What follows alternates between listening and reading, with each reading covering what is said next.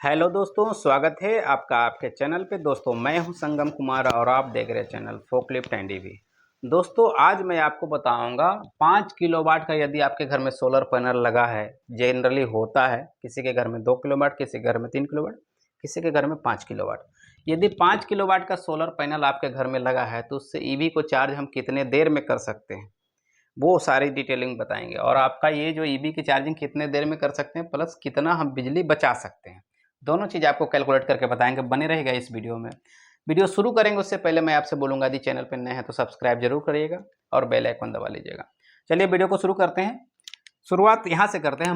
मान लेते हैं आपकी गाड़ी का रेंज जो है 200 किलोमीटर का है। ठीक है, पहला पॉइंट तो आपको एक मानना पड़ेगा, आपकी गाड़ी का मैक्सिमम रेंज 200 किलोमीटर का है। यदि 200 किलोमीटर का आपकी गाड़ी का रेंज है तो लगभग 20 किलोवाट की आपकी बैटरी रहेगी। 20 किलोवाट, 25 किलोवाट मान के चलते हैं, 20 किलोवाट की बैटरी रहेगी। एग्जाम्पल मान रहा हूँ, एग्जाम्पल नहीं, लगभग इतनी ही रहेगी। ठीक है, अब 20 किलोवाट की बैटरी है, उसको चार्ज करने के लिए हमको कितने पावर की जरूरत पड़ेगी। तो आपको एक वीडियो रहेगा, आपको मैं डिस्क्रिप्शन में दे दूंगा कि सोलर पैनल से चार्ज करने के लिए क्या क्या सारे कैलकुलेशन होते हैं, वो वीडियो देख लीजिएगा तो आपको और डिटेल में समझ आएगा। लेकिन इसमें थोड़ा सा मैं बता देता हूँ। 20 किलोवाट को चार्ज करने के लिए किसी भी बैटरी को, बेसिक मैं बता देता हूँ, किसी भी बैटरी को आपको चार्ज करने के लिए जो चार्जिंग की जो बैटरी की कैपेसिटी है उससे 20% ज़्यादा ऊर्जा आपको देनी पड़ती है। किसी किसी खराब बैटरी या पुरानी बैटरी होगी तो उसमें ज़्यादा और ऊर्जा देनी पड़ती है। 30%, 35% भी ऊर्जा आपको बर्बाद करना पड़ता है एक्स्ट्रा। मान लेते हैं कि ये बैटरी आपकी अच्छी है, जो कि सही में अच्छी होगी, कोई डाउट नहीं, क्योंकि अभी ईवी इतनी पुरानी हुई नहीं कि बैटरी खराब हो जाए। 10 साल तो जनरली उस बैटरी की लाइफ अच्छी रहती है।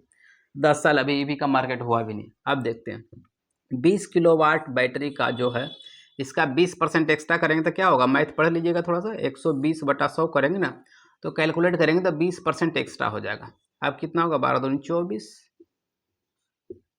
क्या हुआ देख लीजिए कैलकुलेशन।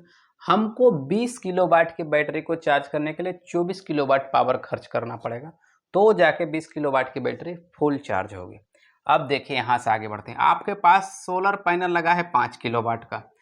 वोल्टेज मैटर नहीं करता, पहली बात आपको बता देता हूँ। वोल्टेज मैटर इसलिए नहीं करता कि जब भी आपके पास 5 किलोवाट का सोलर पैनल लगा होगा तो आपके पास एक इन्वर्टर लगा होगा, सोलर इन्वर्टर, बराबर नहीं। जो भी है सोलर इन्वर्टर, हालांकि अलग कैलकुलेशन भी हो सकता है, लेकिन मैं मान लेता हूं कि आपके घर में सोलर इन्वर्टर लगा है, जो कि लगा ही रहेगा। यदि 5 किलोवाट का सोलर पैनल है तो 5 किलोवाट का आपके पास सोलर इन्वर्टर लगा होगा, या ऑन ग्रिड या ऑफ ग्रिड या हाइब्रिड। अलग केस है, वो आपको बता देंगे on grid of grid hybrid क्या होता है सोलर वाले केस में। तो मैं मान लेता हूं कि आपके घर में 5 किलोवाट का सोलर पैनल लगा है, सोलर इन्वर्टर लगा है।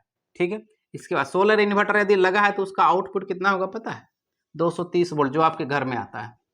इन्वर्टर का आउटपुट आपके घर में 230 वोल्ट आएगा, बराबर, ये बात समझ गए। ठीक है, अब ये 230 वोल्ट आउटपुट आएगा तो एक बार आपके ईवी में ना एक एडेप्टर देता है जो डोमेस्टिक प्लग में चार्ज हो जाता है। डोमेस्टिक प्लग मतलब घर वाले जो सॉकेट में लगा के जो आप चार्ज करते हैं वो, क्योंकि आप क्या बोलते हैं, वो एक मतलब हाई स्पीड जो चार्जर होता है, बहुत फास्ट चार्जिंग होता है, जो फास्ट चार्जिंग बोलते हैं उसको। फास्ट चार्जिंग आप अपने घर में नहीं लगा सकते, वो 3 फेज का आता है। तो वो संभव नहीं है कि आप फास्ट चार्जिंग घर में लगाएं, बहुत बड़ा कॉस्ट आ जाएगा उस चार्जिंग स्टेशन को लगाने के लिए।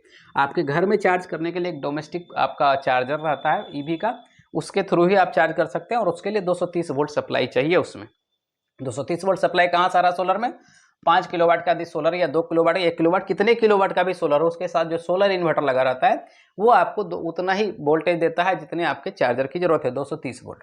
अब हमने 230 वोल्ट में लगा दिया, बाकी आपकी समस्या ये सोल्व होगी हम गाड़ी को चार्ज कैसे कर रहे हैं चार्ज सोलर से। तो बस यही समाधान है कि आपने सोलर लगाया, सोलर इन्वर्टर लगाया और 230 वोल्ट का आउटपुट लेके आपका जो गाड़ी का चार्जर है जो दिया हुआ उसके साथ में ओरिजिनल चार्जर, उससे आप चार्ज करेंगे।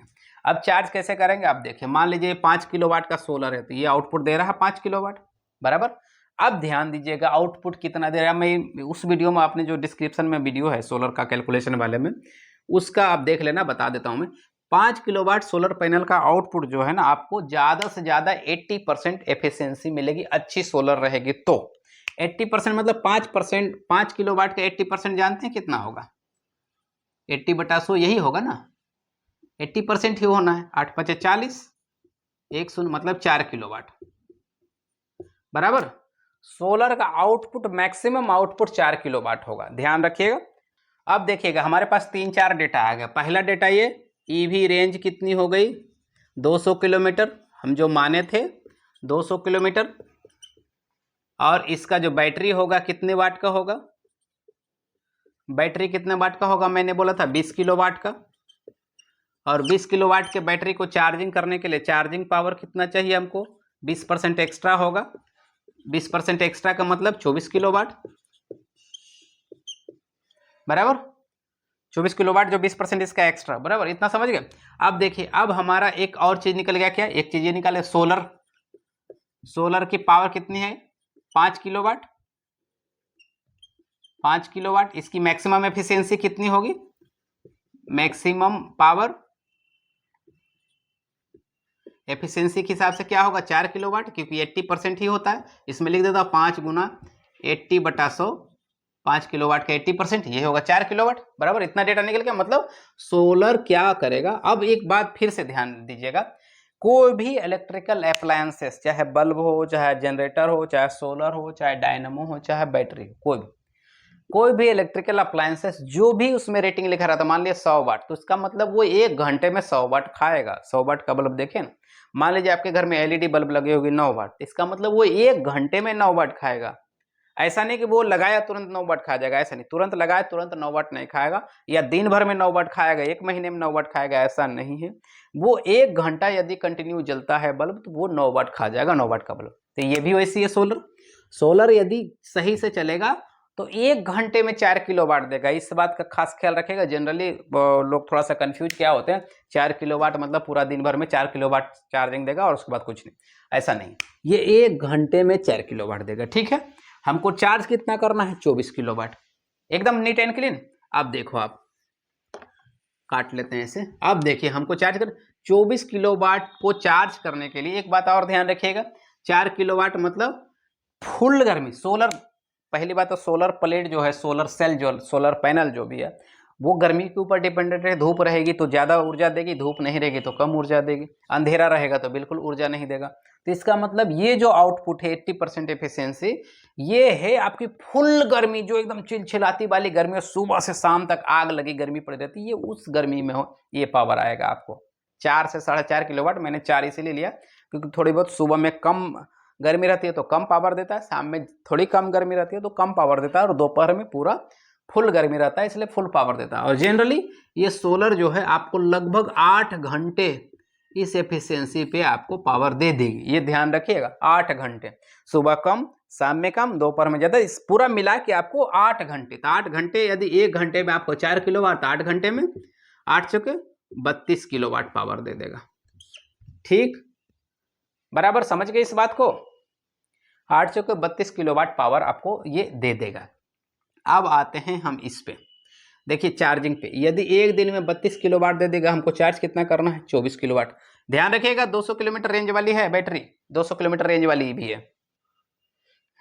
अब देखिएगा इस बैटरी को चार्ज करने के लिए 32 किलो वाट जब पावर देगा ये वाला पैनल, तो कितना टाइम लगेगा। तो देखिए बताता हूँ, 24 डिवाइडेड बाई 32 करेंगे तो लगभग आ जाएगा आपको 6 घंटे।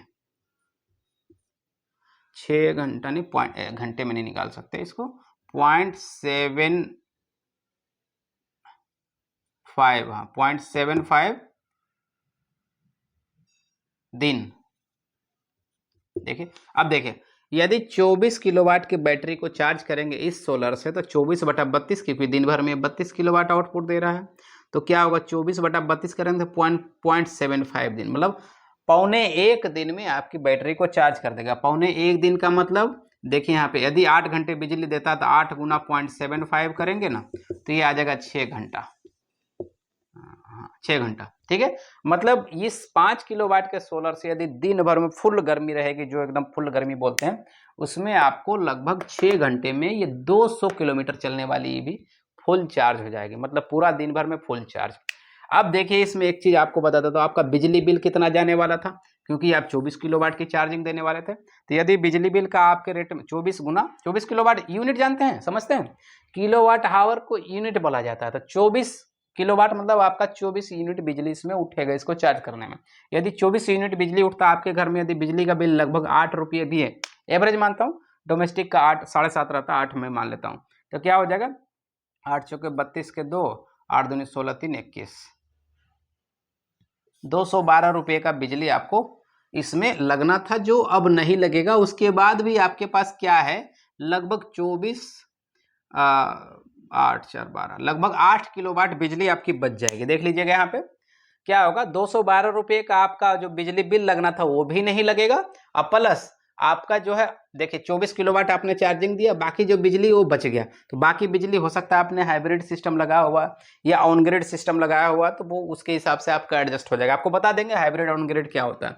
तो आपका लगभग 8 किलोवाट बिजली भी बच जाएगा, उसके बाद भी आपको 212 रुपये आपका ये भी चार्जिंग में जो खर्च होना था वो भी बच जाएगा। ये है आपका सोलर से चार्ज करने का सारा सिस्टम। लेकिन सोलर से चार्ज करने के टाइम यही ध्यान दीजिएगा, आप डोमेस्टिक जो चार्जिंग के लिए आपका अडेप्टर दिया उसी को यूज करिएगा, और इसका इन्वर्टर का आउटपुट जो घर में आ रहा है ना, किसी भी सॉकेट में लगा सकते हैं जिसमें ये सोलर से आउटपुट आ रहा है, सीधा चार्ज हो जाएगा, कुछ नहीं करना पड़ेगा। दोस्तों कैसा लगा वीडियो अच्छा लगे तो लाइक और शेयर जरूर करिएगा, चैनल पर नया सब्सक्राइब करके जाइएगा। मिलेंगे किसी नेक्स्ट वीडियो में, तब तक के लिए जय हिंद जय भारत।